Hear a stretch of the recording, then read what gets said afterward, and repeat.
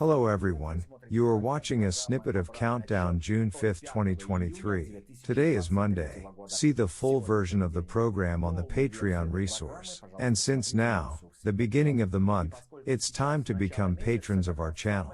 The main array of videos will be on Patreon only. And thanks to everyone who is subscribing right now. And I'm moving on to the main thing. There were reports about the beginning of the counteroffensive of the armed forces of Ukraine. Biden's advisor, Jake Sullivan, expressed confidence that Ukraine would succeed and return the strategically important territory. In the Zaporizhia direction, the armed forces of Ukraine advanced to a depth of up to 3 kilometers, and the Russians at that time began to spread disinformation about the losses and failures of the armed forces of Ukraine. And the reality is that while Min Shuiga reports on the unsuccessful counteroffensive of the Ukrainian army, the Rashists themselves begin to fight with each other. The head of the PMC, Wagner Prigozhin, published a report that the military personnel of the Ministry of Defense prevented the exit of his militants. And he even presented a video in which Lieutenant Colonel of the Armed Forces of the Russian Federation Roman Benevitin, taken prisoner by the Wagnerites, confirms that he shot at the ghouls out of a sense of hostility.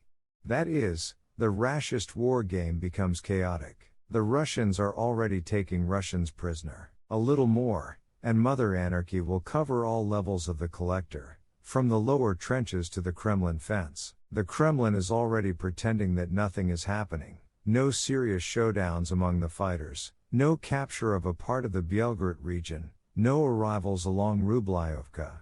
The Kremlin stuck its head in the sand, lightly exposing the sirloins. No one wants to react to anything and, moreover, to answer for something. The system fell into a stupor and suspended animation at the same time. Adros Konstantin Zachelin makes harsh statements, the essence of which boils down to stating, if not the coming defeat, then the freezing of hostilities with fixing Ukraine as South Korea, and the caves as Northern.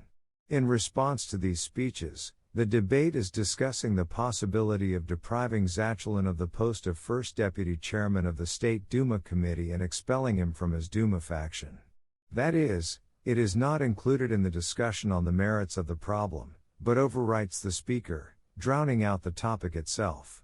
By the way, the completely bewildered leader does the same, who, instead of making adequate assessments of what is happening, rants that Santa Claus is more important than Putin. All this is similar to the terminal stage of an oncological disease, when the patient falls into inadequacy and begins to watch saving cartoons while the body is preparing to depart for another world. Watch the full story on Patreon. Become our patrons right now and look further in this program. Kadyrov said that he could send his militants to the Belgorod region to fight the saboteurs. Prigozhin can also send his mercenaries there. In Russia, the time is coming for the leaders of private armies, who managed to acquire their own gangs. He secured a chance for survival in the future. On June 4th, progressive navalnists all over the world celebrated the birthday of their lord. Alexei Navalny turned 47 years old. In Russia, 1,500 adherents came out to the action. Abroad, too, everything went dull and without a twinkle. Navalny's star is fading. With the change from the non-resistance paradigm to the frankly murderous one, Navalny's figure becomes more and more hamster-like. And on the cave rocks today, completely different heroized prisoners are jumping. The Prime Minister of Belgium instructed the special services to clarify the issue of using the weapons transferred to Ukraine in an attack on the territory of the Belgorod region, noting that the weapons transferred to Ukraine can be used exclusively for defense purposes. The St. Petersburg Economic Forum, which was once positioned as an alternative to Davos, is turning into a meeting place for outcasts.